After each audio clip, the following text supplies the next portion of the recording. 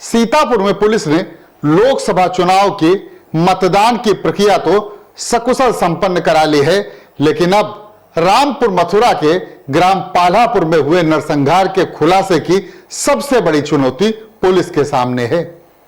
6 लोगों की मौत से जुड़ी इस सनसनीखेज वारदात को वैसे तो पुलिस ने ठंडे बस्ते में डालने का प्रयास शुरुआती दौर में ही कर लिया था, लेकिन पोस्टमार्टम रिपोर्ट, मृतका के भाई के सवालों की बौछार, मीडिया रिपोर्टिंग और फिर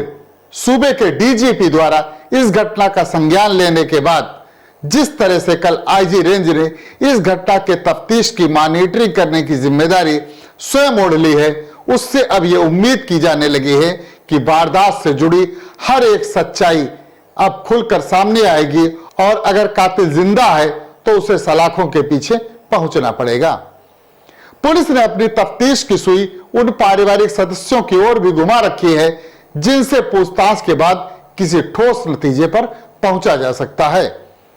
हालांकि पुलिस ने इस घटना के फौरन बाद जिस तरह से गृह स्वामी अनुराग सिंह को नशे का आदी बताकर उसके द्वारा 5 लोगों की हत्या किए जाने और फिर स्वयं को गोली मारकर आत्महत्या किए जाने का बयान दिया था, वह कहीं से भी लोगों के गले के नीचे नहीं उतर रहा था।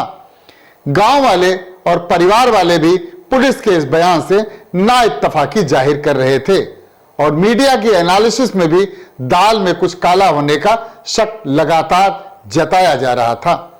इस बीच अनुराग सिंह के साले अंकित सिंह ने जिस तरीके से घटना को लेकर न सिर्फ सवालों की बौछार की बल्कि पुलिस की थ्योरी को मानने से भी साफ इनकार कर दिया, उसके बाद मामला बेहद गंभीर मोड़ पर पहुंच गया था।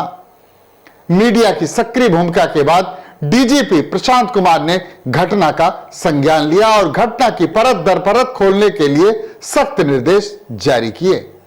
डीजीपी की सख्ती के बाद पुलिस के रवैये में बदलाव लाजमी था। रविवार की देर शाम आईजी रेंज तरुण गाबा के सीतापुर पहुंचने के बाद पुलिस की कार्रवाई में भी एकाएक तेजी आ गई। उधर मृतक अनुराग की पोस्टमार्टम रिपोर्ट सामने आने के बाद जब उसे 2 गोली लगने की पुष्टि हुई तो यह माना जाने लगा कि उसने आत्महत्या नहीं की बल्कि उसकी हत्या की गई। इसी के बाद से पुलिस की तफ्तीश परिवार से जुड़े लोगों पर घूमने लगी है और अब उसे प्रॉपर्टी से जोड़कर देखा जा रहा है। पुलिस अधिकारी परिवार से जुड़े लोगों से अलग अलग बात करके किसी ठोस नतीजे पर पहुंचने का प्रयास कर रहे हैं।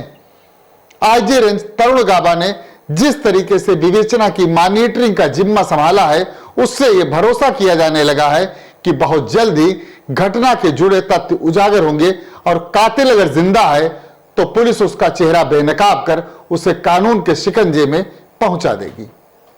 धन्यवाद।